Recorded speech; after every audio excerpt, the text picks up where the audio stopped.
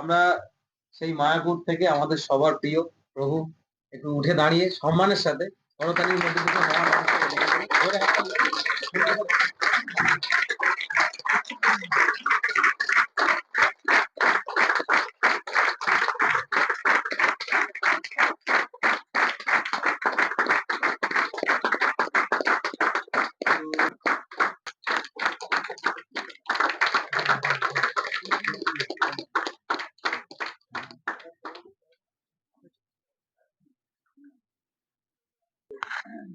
সকল মরিঙ্গনিয়ান, আজকে আমরা কেন এখানে এসেছি নিশ্চয়ই সে সম্বন্ধে সবাই আমরা শুনলাম।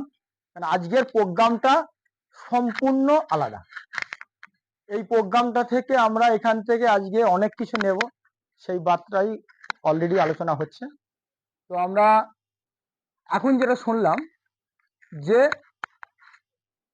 মরিঙ্গ থেকে কি হতে পারে, একটা মানুষ যার জীবনের কোনো বাঁচার স্বপ্ন ছিল না, সেখান থেকে বেঁচে কিন্তু আজকে নতুন জায়গায় ফিরে এসে এমন একটা জায়গায় প্রতিষ্ঠিত হয়েছে যে আজকের দিন এখানে ডায়মন্ড, মানে যিনি তলিয়ে যাচ্ছিল একদম তোলা থেকে উঠে এসে ডায়মন্ড।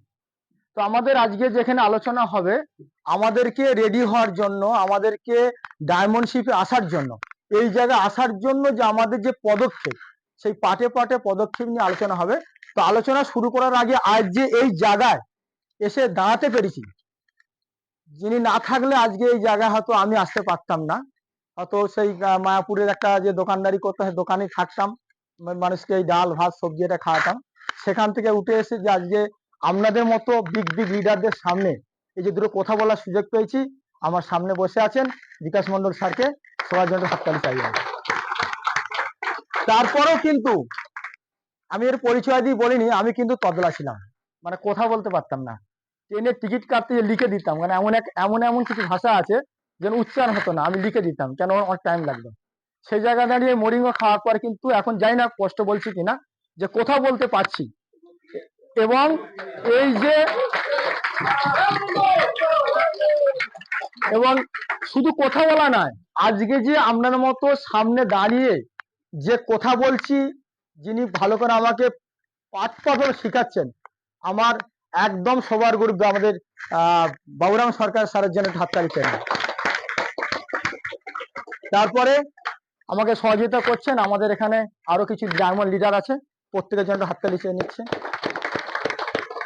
এবং এই যে আজকে 12 জন ডায়মন্ড লিডার আছেন, যাদেরকে পুরো কন্ট্রোল করছেন, এবং প্রতিদিন আমাদেরকে কিভাবে চলবো, কিভাবে চললে আমরা এই যে মানে ডায়মন্ড মেনটেন করতে পারবো, এবং আমরা দারুণ ভাবে কিছু মানুষের দায়িত্ব নিয়েছি ডায়মন্ড তৈরি করতে পারবো, আমাদেরকে দারুণ একদম ছাতার মতো আগলে রেখেছেন সবার গুরু রাকিব স্যারের সঙ্গে হাততালি চাই। এবং আরেকজন আমাদের এখানে আছেন সঞ্জিত স্যার, নিশ্চয়ই দেখেছেন, দারুণ ভাবে আনন্দ দেয়, হাসি দেয়, ওনার জন্য হাততালি চাই। তাহলে বাকি কাজ থাকলো, আপনারা সবাই যে আছেন সকলের জন্য একটু হাততালি হয়ে যায়। তো আসুন আজকে যে সাবজেক্ট, যেটার জন্য আমাকে মানে বলা হয়েছে, যে এই যে আপনারা অলরেডি ডায়মন্ড, এই ডায়মন্ড শিপে আমাদের কিভাবে আমরা থাকবো, এবং ডায়মন্ড হতে গেলে আমাদের কি দরকার।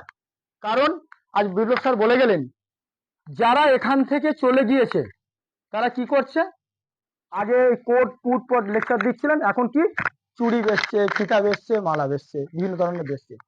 তো কেন চলে গেছে না, তাদের দুটো জিনিস ছিল না বলে আজ এখান থেকে হারিয়ে গেছে। তো আমাদের এই ডায়মন্ড শিপ আপনারা আসবেন, এবং এই ডায়মন্ড শিপকে ধরে রাখতে গেলে আর এই থাকতে গেলে যেটা মেন দরকার, সেটা হচ্ছে সততা এবং নিষ্ঠা। তো আজকে সততা নিষ্ঠা যদি আমাদের মধ্যে না থাকে, তাহলে কিন্তু আমরা এই সাবজেক্টে বেশি দিন থাকতে পারবো না। আমরা আজকে ডায়মন্ড হব, কালকে কিন্তু হারিয়ে যাব। কিন্তু আমরা চাইছি না, আজকে এই ছত্রছায়া যারা আছেন, আমরা কেউ এখান থেকে হারাবো না। যতদিন মরিঙ্গ থাকবে, এরা বলছে, কিন্তু আমি বলবো মরিঙ্গ যতদিন আমরা বাঁচবো ততদিন মরিঙ্গ থাকবে, মরিঙ্গ এখানে যাবে না। আর আমরা সেই মরিঙ্গ সাবজেক্টই থাকবো, আর আমরা সুস্থ থাকবো। তো তার জন্য আমাদের একটু উল্টো দিকে নিয়ে যায়, তাতে কি হতে পারে সেই দুটো গল্প আজকে আমি দারুণ একটা জায়গা থেকে পেয়েছিলাম। সেই গল্পটা শেয়ার করবো আমাদের সামনে, তাহলে আমরা বুঝে নেব যে সততাটা কেমন হওয়া দরকার আর নিষ্ঠা কেমন হওয়া দরকার। তো আসুন, এক ছেলে, তার মনের মধ্যে কোনো হিংসা নেই, মনের মধ্যে কোনো পাপ নেই। তো সে দারুণ একটা ইঞ্জিনিয়ার পড়াশোনা করেছে, দিয়ে একটা কোম্পানিতে একটা মারোয়ারির কাছে চাকরি করতে গিয়েছে। তো চাকরি করতে গিয়েছে, তো যখন যাওয়ার পরে তো ছেলেটা এতটা সৎ, এতটা ভালো, এবং যা যা দরকার কোনো সেখানে গোজাবিল না দিয়ে সুন্দরভাবে বিল্ডিং তৈরি করছে। আর এই ছেলেটা আসার পর থেকে ওই মালিকের বিরাট ডেভেলপমেন্ট হচ্ছে, মানে এত ডেভেলপমেন্ট হচ্ছে, ও প্রচুর বুক পাচ্ছে। কারণ ওই যে বাড়িটা যে হচ্ছে তার জাস্ট মানে মানে সব সুন্দর, কারণ ওর মধ্যে কোনো হিংসা নেই। আর অন্য যারা কাজ করছে সব গোজামিল দিয়ে করে বলে সেখানে প্রবলেম হচ্ছে। তো হওয়ার পরে বিরাট নাম বেড়ে যাচ্ছে আর প্রচুর কন্ট্যাক্ট পাচ্ছে। এই কন্ট্যাক্ট পাওয়ার জন্য মালিক কি করলেন, এখানে ওকে দায়িত্ব দিয়ে ও বিদেশ চলে গেলেন। আর ও দায়িত্ব নিয়ে এক একটা পর একটা বিল্ডিং তৈরি করছে। এই যেতে যেতে যেতে যেতে অনেক দিন চলে যায়।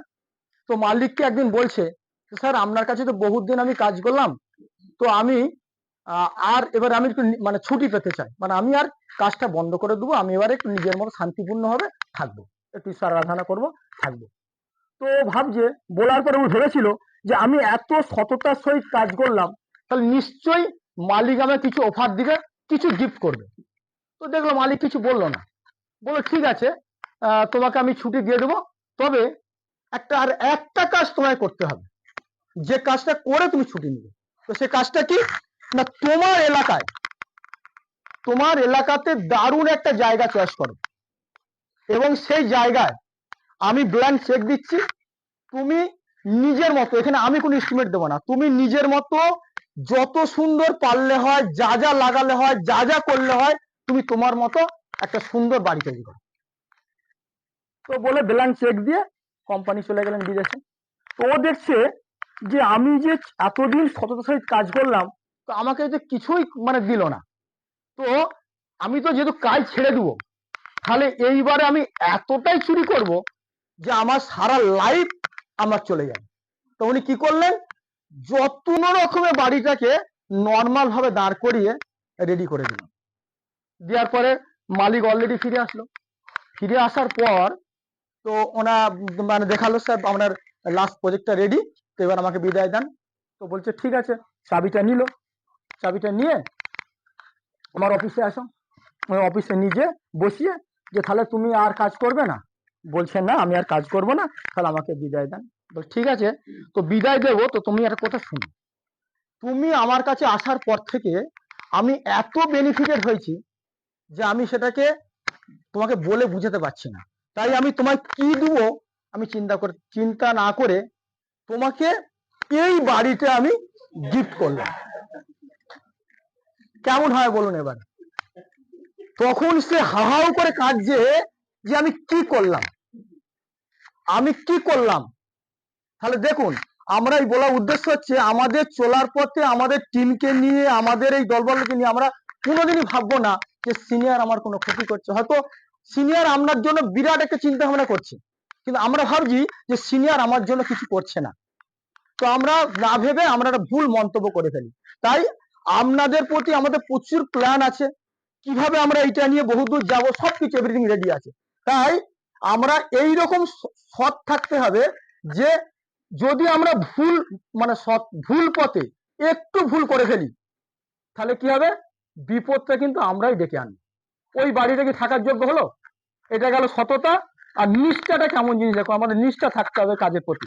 সেই নিষ্ঠা বিষয় হচ্ছে এক, প্রচুর এরকম মানে এই বিল্ডিংটা যেরকম আমরা আজ হোটেল প্লেজে আছি, এইরকম একটা বাড়ির মালিক তেনার বাড়িতে থাকেন, আর তেনার একটা পুকুর আছে। তো তিনি কি হয় জানেন, বেশি আমরা এসির মধ্যে থাকলে, বেশি সুখে থাকলে অনেক সময় আমরা অসুস্থের মধ্যে পড়ে যাই। তো তেনার একটা রোগ হয়। তো ওই রোগ হওয়ার ফলে মানে ভেলোর, চেন্নাই, ব্যাঙ্গালোর যা যা আছে মানে টোটাল ঘুরে এসছে, কোথাও থেকে কিওর হয়নি। লাস্ট ফিনিশিং ওয়ার্ক উনি চিন্তা করলেন, এখন আমার ভরসা হচ্ছে উপরওয়ালা যদি আমাকে বাঁচাতে পারে, তাহলে আমি এখান থেকে সুস্থ হতে পারি। তাই উনি বড় বড় মন্দিরে যে প্রার্থনা করছেন যে আমাকে যদি সুস্থ করে দেওয়া হয় ঠাকুর, তোমাকে এই বাড়িটা বিক্রি করে যা হবে সব তোমাকে দান করে দেব। তাই নিষ্ঠার সহিত তিনি কথা দিলেন যে বিক্রি। তো এইভাবে বিভিন্ন মন্দিরে মন্দির মসজিদ যেখানে যাচ্ছে মানে এরকম গির্জায় সব যে মাথা ঠুকছে যে ডাক্তার কাছে থাকলে আপনি একমাত্রই ভালো করতে পারে। এই বিভিন্ন জায়গায় যাওয়ার পরে যেই মতো ভাবনা সেই মতো কাজ। এখন উপরওয়ালার দোয়ায় উনি এখন আস্তে আস্তে সুস্থ হতে শুরু করলেন। এবার ওনার মাথা ঘুরে গেল, সর্বনাশ, আমি তো বলেছি বাড়িটা বিক্রি করে আমি তো দান করে দেবো, এখন বাড়িটা তো প্রচুর টাকা দাম, কয়েক কোটি কোটি টাকা দাম, আমি কি করবো, কোনো রাস্তা পাচ্ছে না। তখন উনি মাথার মধ্যে থেকে একটা বুদ্ধি বার করলেন।